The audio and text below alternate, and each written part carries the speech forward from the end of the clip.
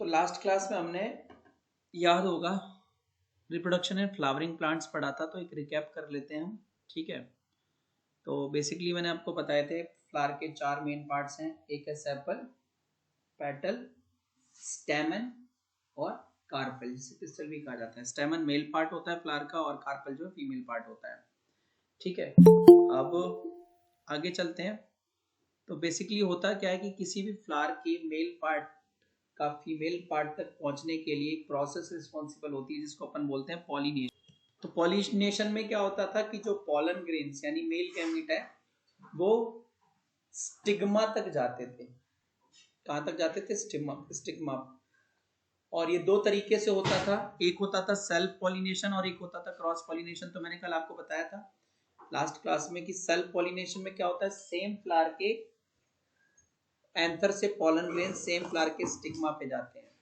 या फिर क्या हो सकता है कि पॉलन ग्रेन्स जो है एंथर से उठकर सेम प्लांट के दूसरे फ्लावर के स्टिग्मा पे जाएं, सेल्फ पॉलिनेशन। जब पेड़ सेम हो, ठीक है, एक ही पेड़ पे ये सब कुछ चल रहा हो तो सेल्फ पॉलिनेशन। लेकिन अगर एक प्लांट के एंथर से पॉलन ग्रेन्स दूसरे प्लांट के स्टिग्मा पे जाकर गिरते हैं तो उसको हम बोलते हैं क्रॉस पॉलिनेशन। अब पॉलिनेशन कराने के लिए बेटा बहुत सारे एजेंट्स होते हैं। ठीक है, पॉलिनेशन कराने के लिए हमारे पास बहुत सारे एजेंट्स होते हैं जिन्हें हम एजेंट्स ऑफ पॉलिनेशन कहते हैं। ठीक है, तो याद रखना जरा, एजेंट्स ऑफ पॉलिनेशन। पॉलिनेशन के एजेंट कौन कौन से होते हैं हमारे? तो एयर पॉलिनेटेड में हमारे ग्रास जो हवा से पॉलिनेट होते हैं और वो उनके पॉलन ग्रेन्स ड्राई होंगे, लाइट होंगे, सूखे और हल्के, ताकि वो इजीली उड़ सकें। ठीक है, वाटर से, पानी की मदद से जो पॉलिनेट होते हैं वाटर लिली और वेलिस्नेरिया है। एनिमल्स मेनली इंसेक्ट, इंसेक्ट की वजह से जो पॉलिनेट होते हैं वो हमारे कौन से हैं? सनफ्लावर, रोज वगैरह देखा होगा, तितली एक फूल से दूसरे फूल पे बैठती रहती है। तितली हुआ, मच्छर हुआ, मक्खी हुई, जब एक मेल फ्लावर पे गई तो मेल फ्लावर पे जैसे ही वो बैठती है तो उसके पॉलन उसके शरीर में चिपक जाते हैं।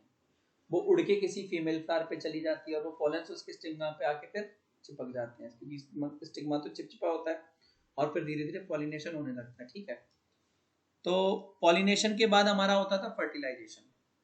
तो अब जब पॉलन ग्रेन्स पहुंच चुके हैं हमारे कहाँ पे? स्टिग्मा पे। तो पॉलन ग्रेन्स क्या करते हैं? एक स्पेशल तरीके का केमिकल, पॉलन ग्रेन एक स्पेशल तरीके का केमिकल जो है स्टिग्मा पे छोड़ते हैं, जिसकी वजह से वो स्टिग्मा में होल करके धीरे धीरे क्या होते हैं? पॉलन ट्यूब के रास्ते धीरे धीरे ओवरी की तरफ बढ़ने लगते हैं। ओवरी के अंदर उनकी मुलाकात ओव्यूल से होती है और ओव्यूल में अंदर होता है एग, और वो एग के साथ पॉलन ग्रेन्स क्या होते हैं? फ्यूज हो जाते हैं। ठीक है, तो जब क्या होता है हमारा, अब देखो, अब हमारा जो है यहाँ से शुरू होगा। मैं तुम्हें रिकैप दे रहा था अभी तक।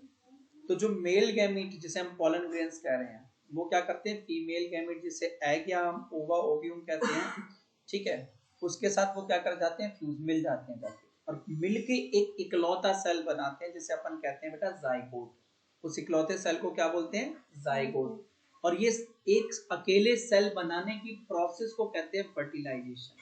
क्या कहते हैं? फर्टिलाइजेशन। तो मतलब जब पॉलन ग्रेन एग के साथ मिल गया तो उसने एक अकेला सेल बनाया, दो सेल से एक अकेला सेल जाइगोट बनाया, तो ये पूरी प्रोसेस कहलाती है फर्टिलाइजेशन। और वो आपसे पूछेगा फर्टिलाइजेशन होता कहाँ है? तो फर्टिलाइजेशन बेटा ओवरी के अंदर होता है, प्लांट्स में। ठीक है, ठीक है, fertilisation occurs inside the ovary plant. ठीक है, प्लांट में फर्टिलाइजेशन कहाँ होता है? ओवरी के अंदर।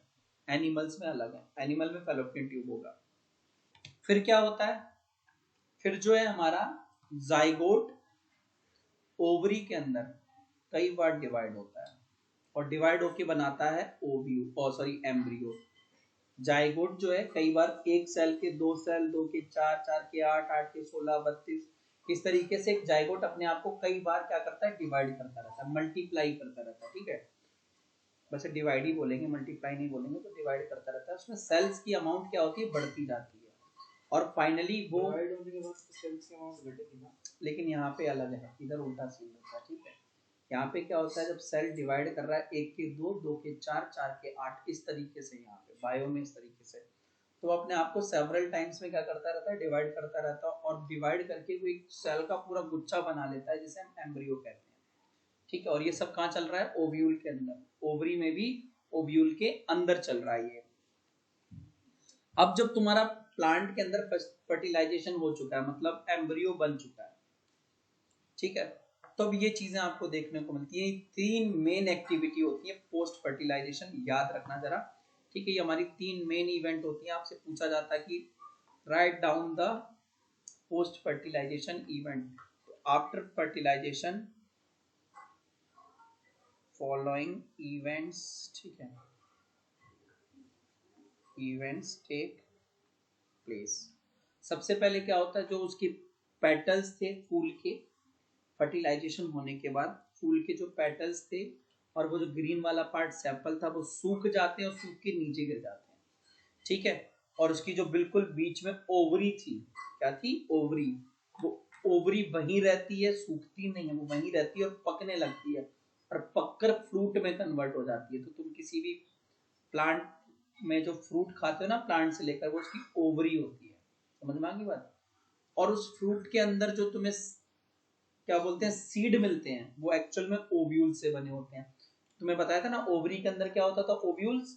ओवरी पक के किस में बदल गई, फ्रूट में, और जो ओव्यूल्स थे वो किस में कन्वर्ट हो जाते हैं, सीड के अंदर। ओव्यूल्स किस में कन्वर्ट हो जाते हैं, सीड में, ठीक है। तो देखो, अब जैसे मैंगो तुम खा रहे हो, ठीक है, मैंगो अगर तुम खा रहे हो, आम खा रहे हो, तो आम का जितना खाने लायक पार्ट है, जैसे गुदा तुम लोग कहते हो, वो क्या है, हमारा ओवरी है। और उसके अंदर जो क्या बोलते हैं, सीड निकलता है, वो हमारा ओव्यूल है। क्लियर है, ठीक है। तो अब जब हमें सीड मिल गया, ठीक है, तो अब बेसिकली सीड को जब तुम जमीन में डालोगे तो उसमें छोटा सा पौधा जो निकलता है ना, उसको सीडलिंग कहते हैं। क्या कहते हैं, सीडलिंग। तो सीड से सीडलिंग निकलने की प्रोसेस को जर्मिनेशन कहा जाता है। क्या बोला जाता है, जर्मिनेशन। अब सीड क्या, तुम कहोगे सर जर्मिनेशन तो समझ आ रहा है कि आप बीज को जमीन में डाल दो, उसमें से पौधा निकल आया, उस प्रोसेस को जर्मिनेशन कहते हैं। लेकिन सर अब आप कहोगे कि सर ये सीड कौन सी भला है, बीज क्या होता है। तो बीज बनता किससे, ओव्यूल से। ओव्यूल कन्वर्ट होता है किसमें, सीड में।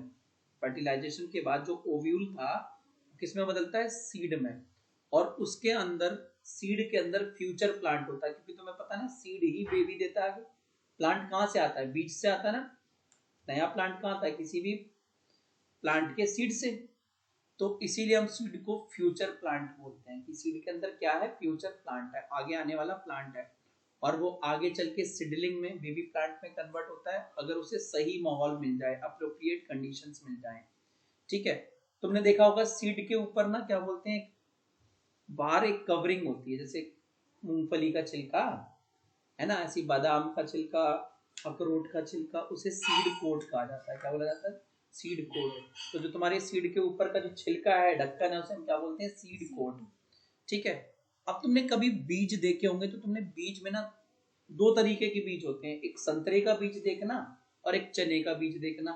चने के बीज को तोड़ोगे, बीज से आधा आधा हो जाता है, जबकि संतरे को अगर तोड़ो तो आधा आधा होता है, क्या क्रश हो जाता है, वो तो चूरा चूरा हो जाता है। देखा है, नहीं देखा है। कॉटिलीडन, कॉटिलीडन क्या है, सीड के, मतलब सीड में एक लीफ जैसा स्ट्रक्चर होता है। तो मैंने, जैसे तुम्हें अभी एग्जांपल देता हूं मैं तुम्हें, एक चने के दाने को तोड़ोगे, उसके 2 टुकड़े हो जाएंगे, और जब टुकड़े करोगे तो स्मूथ स्मूथ से 2 पार्ट दिखते हैं, उसे लीफ लाइक स्ट्रक्चर कहते हैं। उस स्ट्रक्चर को नाम दिया गया है कॉटिलीडन, ठीक है। और इसके अंदर क्या होता है, फ्यूचर प्लांट के लिए फूड स्टोर होता है, जो आगे पैदा होने वाला प्लांट है उसके लिए पहले से खाना स्टोर है, ठीक है। तो आपके ये कॉटिलीडन 2 तरीके के, एक मोनोकॉटिलीडन है, एक डाइकॉटिलीडन है। तो मोनोकॉटिलीडन में क्या होता है, सीड का एक ही पार्ट कर सकते हो, तो एक एम्ब्रियोनिक लीफ होता है, उसमें एक ही पत्ती जैसा स्ट्रक्चर होता है, ठीक है, यानी एक ही कॉटिलीडन होता है। ऐसा आपको ऑरेंज एप्पल के सीड्स में देखने को मिलेगा। कभी भी ऑरेंज एप्पल के सीड तोड़ना, उसके 2 टुकड़े नहीं हो सकते, उसमें से पाउडर्ड फॉर्म में चीजें निकलने लगती हैं, क्रस्ट फॉर्म में चीजें निकलती हैं। लेकिन अगर तुम कभी आम के छिलके को तोड़, आम के बीज को तोड़ो, बीज से बिल्कुल आधा, मूंगफली हाफ में डिवाइड हो जाती है, नीम की जो निमोरी होती है वो हाफ में डिवाइड होता है, मटर का दाना आधा, चना आधा, छोला आधा, है ना, तो वो डाइकॉटिलीडन कहलाते हैं। तो देखो ये रहा, मैं बता रहा हूँ कॉटिलीडन क्या होता है। जब बीज को तुम देखो, जैसे ये हमारा एक बीज है, ये हमारा सीड है, इसके दो कॉटिलीडन है, एक ये है और एक पार्ट ये, इनको बोलते हैं कॉटिलीडन, है ना। तो जब तुम इसको बीच से प्रेशर लगा के तोड़ोगे तो ये दो टुकड़ों में टूट जाएगा। टूट के कैसा दिखेगा? ऐसा दिखेगा ना, टूट के ऐसा ही तो दिखेगा आपको, ठीक है। तो ये जो ये एक पार्ट ये है और एक पार्ट ये है, इन दोनों पार्ट को अपन बोलते हैं बेटा कॉटिलीडन। इस पार्ट को क्या बोलते हैं बच्चों? अपन कॉटिलीडन, ठीक है। ये कॉटिलीडन है। तो अगर हम अपने सीड के मेन पार्ट्स की बात करें तो हमारे सीड में बेसिकली तीन पार्ट है बेटा। एक तो ये कॉटिलीडन वाला पार्ट है, एक ऊपर का पार्ट है ये वाला पार्ट, इसे हम कहते हैं प्लीम्यूल। क्या बोलते हैं बच्चों? प्लीम्यूल। और ये नीचे का पार्ट है, ये होता है हमारा रेडिकल। क्या होता है? रेडिकल। तो समझो जरा, ये जो प्लीम्यूल दिख रहा है ना आपको, प्लीम्यूल, ये वाला प्लीम्यूल, ये आगे चल के प्लांट की शूट बनता है, फ्यूचर शूट। फ्यूचर शूट बताता हूँ जिसको ये क्लियर नहीं है शूट का क्या मतलब होता है। तो ये प्लीम्यूल वाला पार्ट आगे चल के प्लांट का तना, प्लांट की पत्तियों में कन्वर्ट होता है। और ये नीचे का जो रेडिकल वाला पार्ट है ना बेटा, वो आगे जाके रूट की फॉर्म में कन्वर्ट हो जाता है, फ्यूचर रूट, ठीक है। फ्यूचर रूट में कन्वर्ट हो जाता है। और ये जो तुम्हारा कॉटिलीडन है, ये जो कॉटिलीडन वाला पार्ट है ना, ये होता है food reserve, food reserve of future plant, और फ्यूचर प्लांट साइड में लिख देता हूँ, उधर बहुत गिनाना हो रहा है, तो ठीक है। कॉटिलीडन का तो कॉटिलीडन के ऊपर ही लिख देता हूँ। क्या है cotyledon? Food reserve of future plant. समझो इसका क्या मतलब है। तो जब आप किसी पेड़ की गुठली को, मतलब किसी बीज को जमीन में गिराते हो तो क्या तुरंत उसकी जड़ें आ जाती है? नहीं, जड़ें आने में टाइम लगता है। और क्या जड़ें इतनी जल्दी मजबूत हो जाती हैं कि जमीन से खाना निकाल के, मतलब न्यूट्रिशन निकाल के प्लांट को देने लग जाए? नहीं, समय लगता है, ठीक है। क्या होता है? समय लगता है। तो उस टाइम तक हमारे प्लांट को खाना कौन देगा? तो उस टाइम तक हमारा प्लांट इसी कॉटिलीडन में जो फूड है उसी को खाता रहता है, उसी से एनर्जी लेता रहता है। समझ में आ गई बात? तो तुमने कभी देखा होगा, अगर आम की गुठली कभी उगाई होगी तो तुम देखोगे ना कि उसमें से जैसे जैसे पौधा बड़ा होता चला जाता है ना, वो आम की गुठली का पार्ट धीरे धीरे घटता चला जाता है, ठीक है। नहीं किया तो कभी, अब की आम का सीजन है तो करके देखना, आम की गुठली में देखोगे जैसे जैसे पौधा निकलने लग जाता है, उसकी गुठली जो है ना, धीरे धीरे उसका वो पार्ट खत्म होता जाता है। जाता कहाँ है? तो जो आम का पौधा उग रहा है ना, जब तक उसकी जड़ें इतनी मजबूत नहीं हो जाती, इतनी कैपेबल नहीं हो जाती कि जमीन से खाना, न्यूट्रिशन ले सकें, तब तक वो जो कॉटिलीडन था उस आम की गुठली का, उससे खाना, उससे न्यूट्रिशन एब्जॉर्ब करता रहता है। तो ये फूड रिजर्व है फ्यूचर प्लांट, ठीक है। फ्यूचर प्लांट का क्या है? फूड रिजर्व है। और किसी भी सीड को जर्मिनेट होने के लिए क्या क्या कंडीशन चाहिए? तो पानी चाहिए, हवा चाहिए, मॉडरेट टेम्परेचर चाहिए, प्रॉपर लाइट चाहिए, सनलाइट भी चाहिए ना, बिना रोशनी के नहीं उगेगा, प्रॉपर सनलाइट चाहिए, प्रॉपर सनलाइट चाहिए, ठीक है। तो ये सब कंडीशन चाहिए किसी भी प्लांट को ग्रो करने के लिए, तभी कोई प्लांट जो है आगे जाके क्या होगा बेटा, हमारा ग्रो करेगा, ठीक है। और मोस्ट इम्पोर्टेंट सॉइल चाहिए, मिट्टी में ही तो डालोगे, ठीक है। चलो, तो अब हम लोग अगले पार्ट की तरफ बढ़ते हैं। तो आज और अब हम शुरू करने वाले हैं, ठीक है, वो टॉपिक जिसको लेकर आप लोग बहुत क्यूरियस थे, बहुत इंटरेस्टेड थे जिसके बारे में, यानी कि रिप्रोडक्शन इन ह्यूमन बींग्स। ऐसा मैं नहीं, ऐसा एनसीईआरटी कहती है, ठीक है। फिर आप लोग मुझे जज करने लग जाओ, ठीक है। तो मैं वो लाइन पढ़ देता हूँ, बाद में तुम मेरे कमेंट बॉक्स में पता नहीं तुम मुझे क्या क्या गालियां बको। तो लिखा हुआ है एनसीईआरटी में, let us now look at the species that we are most interested in, namely humans. कह रहा चलो हम अब उस स्पीसीज के रिप्रोडक्शन के बारे में पढ़ते हैं जिसमें हम सबसे ज्यादा इंटरेस्टेड हैं, जिसका नाम इंसान है, ठीक है। तो जो ह्यूमन है वो sexual mode of reproduction follow करता है, ठीक है, यूज करता है बच्चे पैदा करने के लिए, रिप्रोडक्शन करने के लिए, ठीक है। तो कह रहा है कि हम इससे पहले इस प्रोसेस के बारे में पढ़ें कि इंसानों में रिप्रोडक्शन होता कैसे है। पहले तो हम कुछ एक अलग चीज पढ़ने के बारे में, एक अनरिलेटेड पॉइंट के बारे में पढ़ लेते हैं। आपने देखा होगा कि जैसे जैसे क्या होता है कि आपकी उम्र बढ़ती है, आपका बॉडी का साइज धीरे धीरे बढ़ने लगता है, आपका साइज बढ़ने लगता है ना।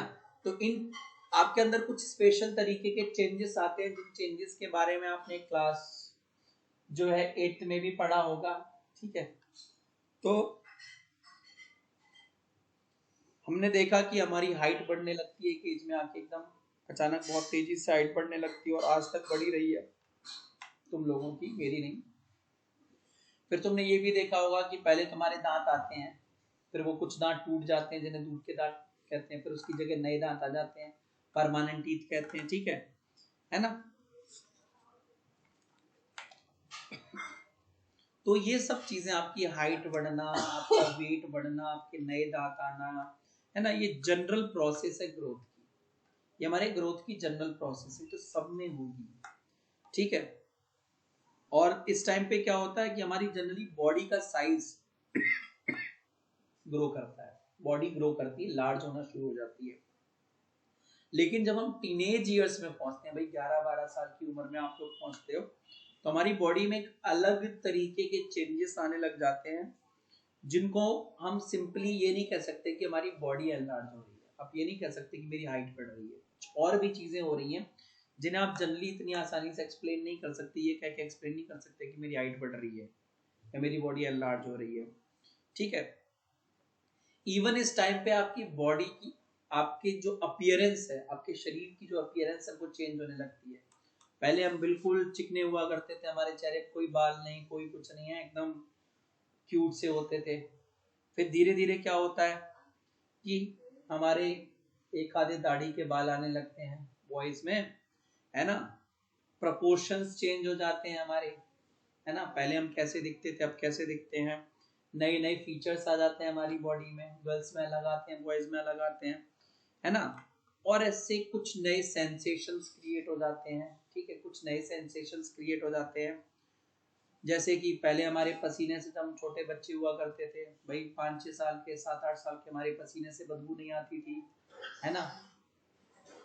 लेकिन जब हम बड़े होने लगते हैं, हम इस टीनेज की ईयर्स में आ जाते हैं, तो भैया लंच ब्रेक के बाद, जब किसी का अगर लंच ब्रेक के बाद कोई टीचर क्लास में बैठी हो, फीमेल टीचर, तो वो बॉयज को क्लास में घुसते ही बेचारी बेहोश हालत में पहुंच जाती है, इतनी गंदी स्मेल आती है गर्मियों के मौसम।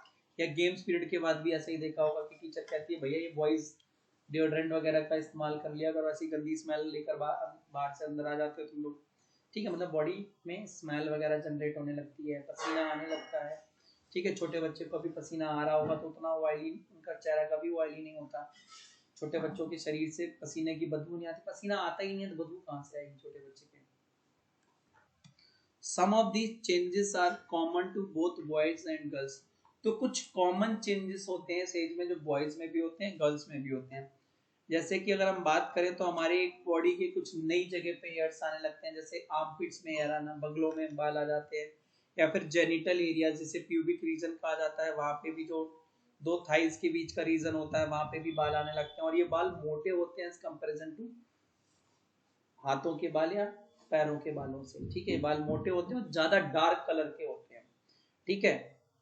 तो ये कॉमन चेंजेस हैं जो बॉयज में भी देखने को मिलते हैं, गर्ल्स में भी देखने को मिलते हैं। बॉयज में फिर पसीना बॉयज को भी आता है इस टाइम पे, गर्ल्स को भी आता है, पिंपल्स बॉयज को भी आते हैं, गर्ल्स को भी आते हैं, है ना, पिंपल्स दोनों को आते हैं, ठीक है। और क्या होता है इसके अलावा कि,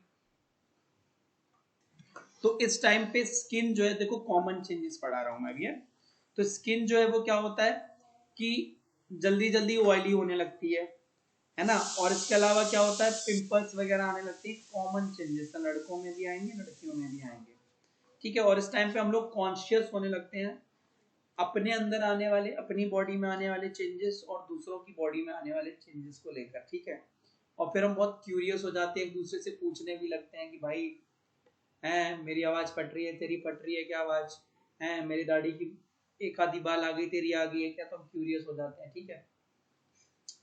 लेकिन अभी क्या होता है, कुछ ऐसे चेंजेस भी होते हैं हमारे इसी एज में आके, जो लड़के और लड़कियों में बिल्कुल अलग होते हैं, जो हमें एक लड़का और एक लड़की होने से अलग करते हैं, ठीक है। जब आप वही 5-6 साल के रहते हो ना, पैदा होने से लेकर जब आप 6-7 साल के रहते हो ना, तो आपको कपड़े दिलाने के लिए किड स्टोर में लेके जाया जाता है, वहां कोई लड़का लड़की वाला बायसिंग होता ही नहीं है, ठीक है।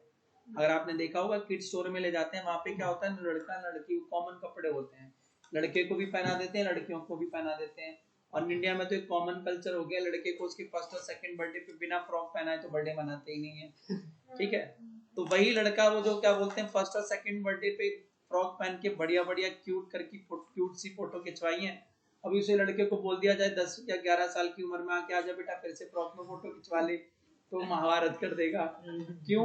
क्योंकि अब उसको पता है वो प्यूबर्टी की एज में आ रखा है, आने वाला है, आ रखा है। उस टाइम पे भैया वो बिल्कुल भी क्या बोलते हैं किसी भी तरीके से उस अवस्था में फोटो नहीं खिंचवाएगा फ्रॉक पहनकर, ना उसको किड स्टोर ले जाया जाता है, उस लड़के को बॉय स्टोर लेके जाते हैं, लड़की को गर्ल स्टोर लेके जाते हैं, ठीक है, कपड़े दिलवाने के लिए।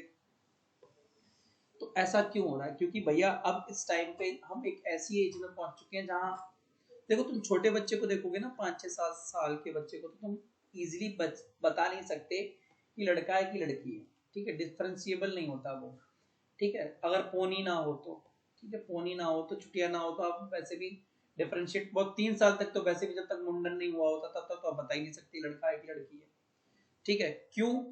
क्योंकि भैया उस टाइम पे जो चेंजेस आ रहे हैं, मतलब 7-8 साल तक जो चेंजेस होते हैं वो कॉमन होते हैं, लेकिन फिर जब टीनेज एज में पहुंचता है एक लड़का एक लड़की, तो कुछ ऐसे चेंजेस होते हैं जिन्हें लड़का और लड़की होने से अलग कर देते हैं, ठीक है। तो इन चेंजेस को अपन सेकेंडरी सेक्सुअल कैरेक्टर्स बोलते हैं। क्या बोलते हैं? सेकेंडरी सेक्सुअल कैरेक्टर्स बोलते हैं, ठीक है। तो ये क्या होते हैं, इनके बारे में हम थोड़ा सा जानने की कोशिश करेंगे, ठीक है। चलो देखो, तो पहले तो जैसा कि हमने पीछे पढ़ा था कि ह्यूमंस जो है सेक्सुअल मोड ऑफ रिप्रोडक्शन जो है यूज करते हैं।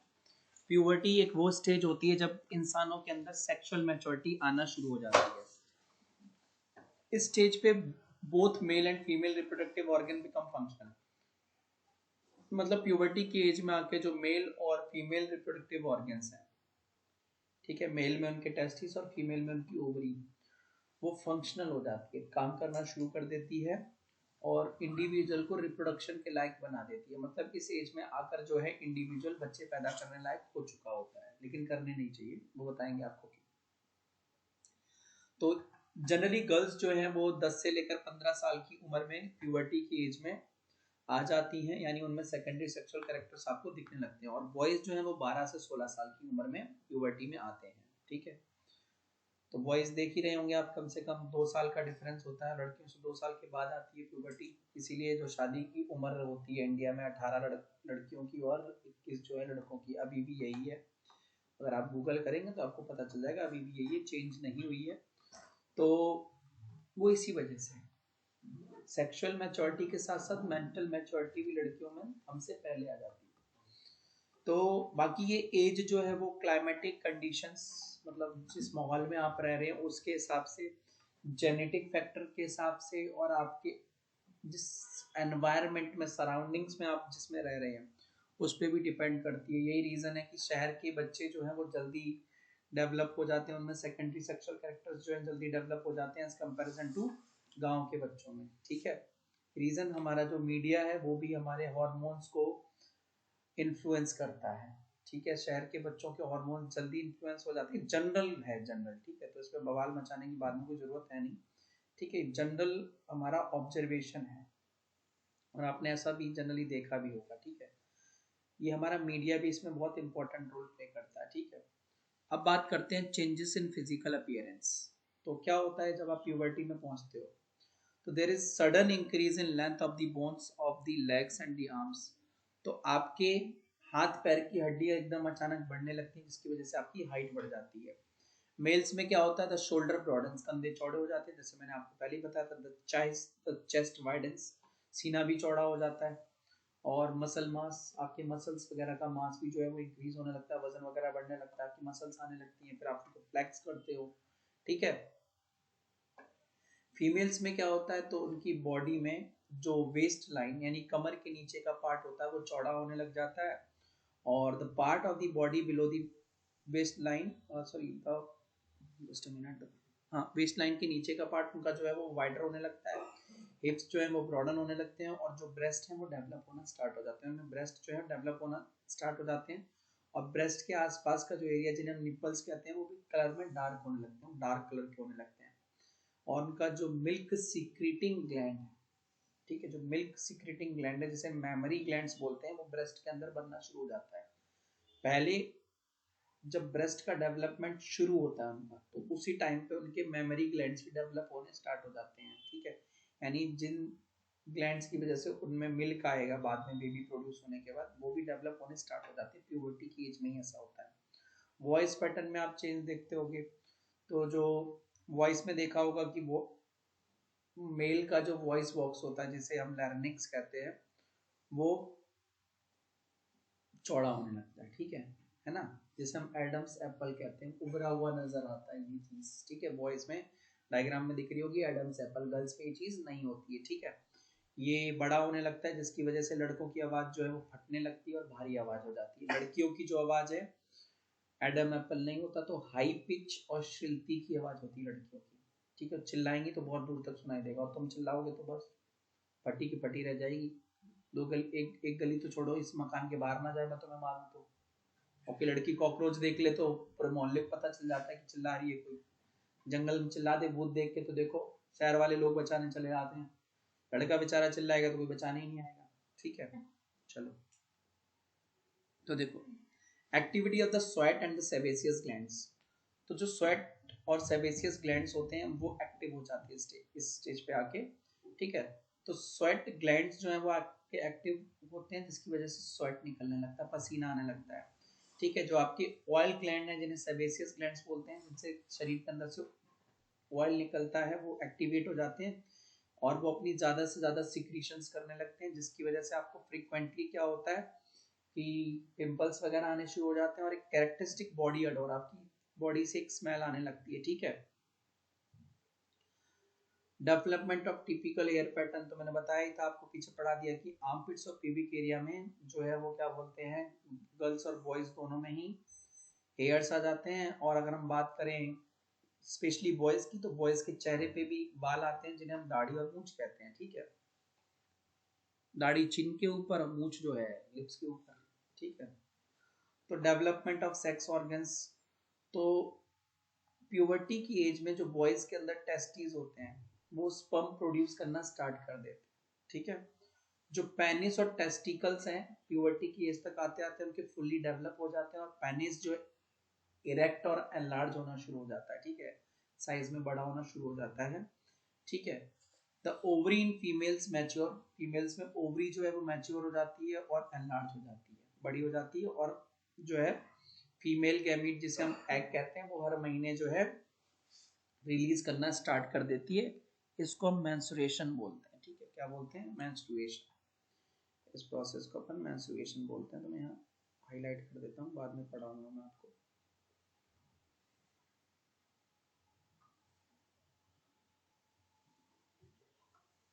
ठीक है। मतलब बेसिकली ये मेंस्ट्रुएशन नहीं है, एग रिलीज होना ओव्यूलेशन होता है, फिर उसके बाद जब वो एग फर्टिलाइज नहीं होता तो ब्लड की फॉर्म में बाहर आता है, उसे मेंस्ट्रुएशन कहते हैं। मतलब बेसिकली मैंने तुम्हें थोड़ा सा हिंट दिया है, मैं आगे इसको क्लियर करता चलूंगा। फिर changes in behaviour, attitude and reaching emotional maturity. ये वो उम्र होती है ना जहाँ पे चाहे लड़का हो चाहे लड़की हो, ठीक है, वो बहुत तेजी से चीजों को सीखना शुरू कर देता है। इम्बाइबिंग वैल्यूज, अपनी वैल्यू और अपने ओपिनियंस फॉर्म करना शुरू कर देता है। जब आप छोटे बच्चे थे तो आपकी मम्मी आपको जो दिला दे कपड़ा वो वही ले लोगे, ठीक है ना। जो पहना दे वही पहन लोगे, जो टिफिन में पैक कर दे वही, ठीक है। मम्मी बोलती थी बेटा किसी की चोरी मत करना है, किसी को गाली नहीं देना, किसी को तंग मत करना, पाप लगेगा। तो हम मान लेते थे हाँ भाई पाप लगेगा, भगवान गुस्सा हो जाएंगे, है ना। लेकिन अब हम खोपड़ी खोल के चले आते हैं लोगों की, जो बड़े हो जाते हैं। क्यों? क्योंकि अब हमने अपना थॉट प्रोसेस जनरेट कर लिया, अब हमें पता ही सब झूठ है ना। तो हमारी खुद की ओपिनियन हो जाती है, खुद की वैल्यूज हैं। हम अपने घर वालों को बोल देते नहीं जारा की ही पैंट पहननी है, फिर उसके लिए हम भिड़ जाते हैं, नाइकी के ही जूते चाहिए हमें। समझ में आ रही बात? ठीक है। तो इससे क्या होता है कि इस वजह से जो है हमारा इस स्टेज में मतलब ये ओपिनियन फॉर्म कर रहे हैं, है ना। बहुत तेजी से चीजों को सीखने लगते हैं, चाहे वो अच्छी हो चाहे वो खराब हो, है ना। हमारी लर्निंग पावर बढ़ जाती है स्टेज में आकर, ठीक है। तो as such there is a shift from a behaviour depicting dependency towards a more independent attitude.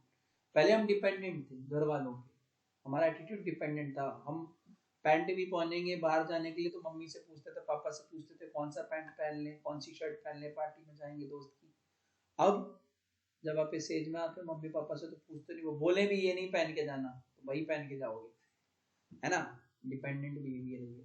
पहले इंडिपेंडेंट बिहेवियर है, पहले डिपेंडेंट था तो उनसे पूछते थे, अब इंडिपेंडेंट है, अब अपने हिसाब से चलते हैं, है ना। It may be at times be associated with insecurity or anxiety which can be overcome soon if one understand the reason behind such changes। आपके अंदर क्या होता है कि बहुत सारे जो है इनसिक्योरिटी एंजाइटी होनी शुरू हो जाती है ना। ये कि हमारा कोई बेस्ट फ्रेंड है भाई, वो किसी और का बेस्ट फ्रेंड ना बन जाए, ये चीज हमें हो जाती है। इनसिक्योरिटी, कई चीजों को लेकर इनसिक्योरिटी होने लगती है, एंजाइटी होने लगती है, उतावलापन टाइप कह सकते हैं, ठीक है, कि वो होने लगता है हमें। तो कह रहा है ये सब चीजें ओवरकम हो सकती हैं, खत्म हो सकती हैं, अच्छी तरीके से खत्म हो सकती हैं अगर कोई हमारे शरीर में आने वाले चेंजेस को समझे तो, ठीक है। तो अगर हमारी कोई, जैसे जनरली हमारे इंडिया में तो क्या ही होता है कि अगर हम कोई भी डिमांड कर दें, ज़ारा की पैंट पहनेंगे, ज़ारा वाले मेरे को देखना स्ट्राइक मारेंगे, तो ज़ारा की ही पहननी है पैंट, या मुझे एडिडास के ही जूते खरीदने हैं वगैरह वगैरह, वो घर वाले नहीं दिला सकते या नहीं दिलाने के मूड में, तो घर वाले क्या करते हैं, कोने में ले जाते हैं आपके पापा, आप, उनकी प्यारी सी काली नागिन। कमरे में 10 मिनट शो चलता है और कमरे के बाहर आप बात आते हो मुंह लटकाए हुए, पर जो दिलवा देते हैं वो हम खरीद लेते हैं, पर हम कुछ बोलते ही नहीं। उनका समझाने का तरीका ये है। बाकी एक्चुअल में क्या होता है कि इस समझना चाहिए, ठीक है, ये भी, बाकी मैं भी गलत चीज़ों को तो नहीं बोल सकता, मतलब समझना चाहिए कि हम ये सब हरकतें कर क्यों रहे हैं, पेरेंट्स को समझना चाहिए, ठीक है, नहीं दिलवाया अच्छी बात है, कल को तुम ऑडी मांगने लग जाओगे, बेचारा नहीं अफोर्ड कर सकता तो ऑडी थोड़ी दे देगा तुमको। लेकिन कहने की बात ये है कि मतलब समझना चाहिए, हर चीज का फिर हल नहीं होगा कि जाओ कमरे में बंद करो और मुलाकात करा दो आपकी ठीक है, काली नागिन के साथ, तो ये सॉल्यूशन नहीं हो सकता किसी भी समस्या का, ठीक है।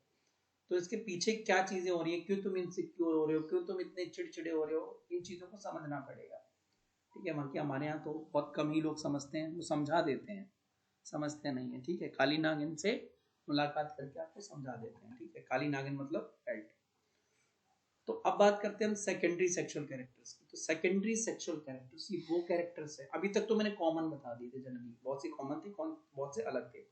तो सेकेंडरी सेक्सुअल कैरेक्टर्स बेसिकली वो कैरेक्टर है जो आपको अब एक लड़का या एक लड़की में डिस्टिंग्विश कर देते हैं, पहचानने में मदद कर देते हैं, ठीक है। जैसे लड़के के चेहरे पे बाल आ गए, दाढ़ी मूंछ आ गई, ठीक है, तो लड़का है ना। अब नहीं आई है तो आप ऐसा मत कहना लड़की है, वो भी लड़का ही है, मतलब सारे लड़के नहीं है, समझ रहे हो कि मतलब बेसिकली क्या होता है, ये कैरेक्टर है दाढ़ी मूंछ का आना, है ना, दाढ़ी मूंछ का आ जाना, तो ये हमारा एक लड़का होना मतलब बताता है कि हम लड़के हैं, है ना। फीमेल्स में जो सेकंड, देखो तो मैं बता देता हूँ secondary sexual characters in males. Males में क्या क्या होता है, development of moustache and beard. अभी मैंने आपको पढ़ाया था, देखो आप इस चीज से ना किसी को जज मत करने लग जाना। ये एक वो स्टेज होती है ना जहाँ पे आप अपने दोस्तों को इतना मतलब दुखी कर देते हो, इतना चिढ़ाने लगते हो कि वो अगला सुसाइड करने की स्टेज पे आ जाता है, ठीक है। तो आप उनको जज मत करो, उनमें नहीं आए, मैंने आपको बता दिया ना कि प्यूबर्टी की एज कई बार जेनेटिक फैक्टर्स पे आपके घर वालों के ऊपर भी डिपेंड करती है, उनको कब आई, आपके एनवायरनमेंट पे, आपके और इस एनवायरमेंटल कंडीशंस पे डिपेंड करती है, ठीक है, आपके सोशल एक्सपोजर पे डिपेंड करती है। तो आप किसी को चिढ़ा नहीं सकते, किसी लड़के को भैया तेरी दाढ़ी मूंछ नहीं आई है ना, तो उसको लेकर तुम फिर उसको कुछ भी बोलने लग जाओ। तो बेसिकली लड़कों में होते क्या है सेकेंडरी सेक्सुअल कैरेक्टर्स, मूंछ और दाढ़ी, हेयर ऑन द चेस्ट, उनकी छाती पे बाल आ जाते हैं लड़कों की, डेवलपमेंट ऑफ एडम्स एप्पल, वो गले में जो उभरा हुआ सा निकलने लगता है वो। लड़कियों में सेकेंडरी सेक्सुअल कैरेक्टर्स की बात करें तो भैया डेवलपमेंट ऑफ ब्रेस्ट्स, ब्रेस्ट का development, typical voice and hair patterns on the body, ठीक है, और वाइडर हिप रीजन, ये लड़कियों में सेकेंडरी सेक्सुअल कैरेक्टर्स की पहचान है, ठीक है। अब कुछ कॉमन चेंजेस जो लड़के लड़की दोनों में होते हैं, तो मैंने आपको पीछे ही पढ़ा दिए थे, लेकिन ना ये पेपर में ऐसे पूछ लेता है, इसलिए मैंने थोड़ा सा ना एक अच्छे तरीके से आपको अलग ही करके दे दिए हैं। तो जो कॉमन चेंजेस मेल और फीमेल दोनों में देखने को मिलता है, तो दोनों के जेनिटल एरियाज में, यानी जो थाइस के बीच, दोनों थाइस के बीच का जो एरिया होता है, वहाँ पे बालों का आना, प्यूबिक हेयर जिसे आप कहते हैं, और बगलों में, आर्मपिट्स में भी बालों का आना, ठीक है, कॉमन चेंज है, लड़कों में भी होता है, लड़कियों में भी होता है, ठीक है। और ये बाल जो है नॉर्मल बॉडी के बालों से ज्यादा डार्क और ज्यादा थिक होते हैं, ठीक है, सिर के छोड़ के, मतलब जनरली तो वैसे भी बहुत ज्यादा डार्क एंड थिक होते हैं सिर के कंपैरिजन में भी, ठीक है। और इसके अलावा लड़के हो चाहे लड़की हो, उनकी पूरी बॉडी पे बहुत हल्के हल्के फाइन फाइन हेयर्स आने लगते हैं, ठीक है। इवन लड़कियों की फेस पे भी आते हैं, बहुत फाइन आते हैं, ठीक है। मैं मूंछों की बात नहीं कर रहा हूँ बेटा यहाँ पे गर्ल्स में, ठीक है, तो आप बुरा मत मानना, I am not talking about those Moustache. हल्के हल्के फाइन बाल जो है ना उनके चेहरे पे भी आते हैं, बहुत फाइन हेयर्स होते हैं, गोल्डन हेयर्स होते हैं वो, ठीक है। The skin frequently becomes oily and development of pimples. तो दोनों लड़का हो चाहे लड़की, उनकी स्किन ऑयली होने लगती है और उनके पिंपल्स आने लगते हैं। तो आपने टीवी पे ऐड देखा होगा, वो तेरा फर्स्ट पिंपल आ गया है, तो एक पर्टिकुलर ब्रांड का फेस वॉश देखा होगा आपने, ठीक है, मैं नाम नहीं लूंगा, CNC उसका नाम है, ठीक है, चलो शॉर्ट फॉर्म बता दिया है, जो कंपनी वाला स्ट्राइक मारेगा वो देख लेगा भाई, मैं दूसरे का नाम ले दूंगा। तो significance of development of sexual character in humans, क्या जरूरत है यार ये सब चीजों की जो हमारी बॉडी में प्यूबर्टी के एज में हुआ, क्या जरूरत है लड़के में मूंछ आने की, दाढ़ी आने की? बिना मूंछ दाढ़ी के भी तो अच्छा ही लग रहा था, ज्यादा क्यूट लग रहा था, तो क्या जरूरत है कि तुम्हारे दाढ़ी मूंछ आ गई, है ना, ठीक है, दाढ़ी मूंछ क्यों आ रही है गर्ल्स में, ये ब्रेस्ट के डेवलपमेंट की क्या जरूरत है, ठीक है। तो प्यूबर्टी में जो भी चेंजेस आते हैं, जैसे कि न्यू हेयर ग्रोथ पैटर्न, ये या और भी जो चेंजेस गर्ल्स में आ रहे हैं, बॉयज में जो आ रहे हैं, वो एक सिग्नल होते हैं, ठीक है, वो एक सिग्नल होते हैं जो आपको ये बताते हैं, या दूसरे लोगों को या आपको ये बताते हैं कि भैया आप सेक्सुअली मैच्योर हो रहे हो, अब आप बेबीज प्रोड्यूस करने के लायक हो रहे हो, कर नहीं सकते, करने के लायक हो रहे हो, ठीक है, आप उस अवस्था में आ चुके हो, ठीक है। तो the actual transfer of germ cell between two people needs special organs for the sexual act। कह रहा है कि ना जर्म सेल्स, मेल अपना जर्म सेल जिसे हम स्पर्म कह रहे हैं वो फीमेल तक लेके जाता है, उसके लिए स्पेशल ऑर्गन्स चाहिए, और वो स्पेशल ऑर्गन सेक्सुअल एक्ट में पार्टिसिपेट करते हैं, जैसे मेल में पेनिस होता है, और मेल में पेनिस जब तक खुद इरेक्ट होने के कैपेबल ना हो, खुद से एलार्ज होने के कैपेबल ना हो, तब तक वो बेबी प्रोड्यूस नहीं कर सकता, ठीक है। ऐसे ही तो मतलब मेल्स में जब तक पेनिस इरेक्ट और एनलार्ज होने की अवस्था में नहीं आता, तो हम नहीं कह सकते कि बच्चा पैदा कर सकता है, ठीक है, क्योंकि उसको ही अपना स्पर्म जो है वजाइना तक लेके जाना है, और वो ऐसा सिर्फ और सिर्फ इरेक्ट और एनलार्ज पोजीशन में ही पॉसिबल होता है। फिर मैमल्स की बात करते हैं, तो मैमल्स में जो ह्यूमन बींग्स होते हैं, ठीक है, उसमें भी फीमेल, वो फीमेल क्या करती है, अपने बच्चे को अपने गर्भ के अंदर, ठीक है, एटलीस्ट जैसे इंसानों में 9 महीने का गेस्टेशन पीरियड होता है, तो काफी लंबे समय तक एक फीमेल को उस बच्चे को अपने शरीर के अंदर रखना पड़ता है, और उसके बाद उसको दूध भी पिलाना पड़ता है पैदा होने के बाद में। तो अगर फीमेल के वो रिप्रोडक्टिव ऑर्गन्स डेवलप ही ना हो, समझ रहे हो बात, फीमेल के रिप्रोडक्टिव ऑर्गन्स डेवलप ना हो, उनकी वो जो यूट्रस है ना, वो डेवलप ना हो, या उनमें ब्रेस्ट डेवलप ना हो, तो क्या वो अपने बच्चे को अपने यूट्रस के अंदर रख सकती है अगर वो डेवलप ना हो? नहीं ना। या उनके ब्रेस्ट डेवलप ना हो तो क्या अपने बच्चे को दूध पिला सकती है? नहीं पिला सकती। इसीलिए इन कैरेक्टर्स का डेवलप होना जरूरी है, और जब हम ये कैरेक्टर्स देख लेते हैं कि भैया ये डेवलप हो चुके हैं, तब हमें पता चल जाता है कि ये बंदा या लड़की जो है वो शादी की उम्र, मतलब शादी के लायक हो चुकी है, या फिर मतलब बेबी प्रोड्यूस करने के लोग लायक हो चुके हैं, ठीक है। उसमें भी एक राइट एज होती है, जस्ट लाइक मैं आपको बोलूं बेटा एक कच्ची मिट्टी से मैंने अभी एक सुराही बनाई है, या वो बनाया मटका, उसमें पानी भरोगे तो क्या होगा? उठ जाएगी, है ना, फूटी तो जाएगी। जैसे तुम कच्ची मिट्टी का बना, अभी जैसे मैंने मिट्टी का बनाया और बना के तुरंत उसमें पानी भर दिया, क्या होगा? मटका फट जाएगा ना, और उसमें से पानी निकलने लग जाएगा।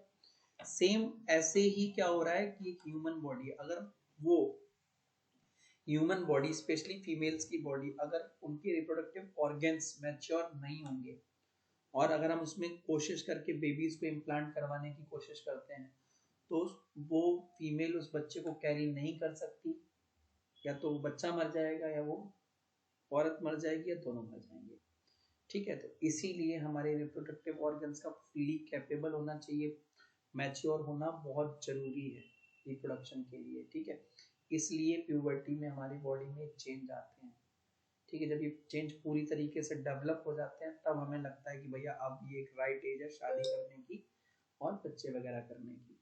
ठीक है, तो अभी तक तो फिलहाल इस चैप्टर में यही है। आगे का अब जो हमारा पार्ट बचा है वो हम नेक्स्ट क्लास में करेंगे। Till then bye bye, take care.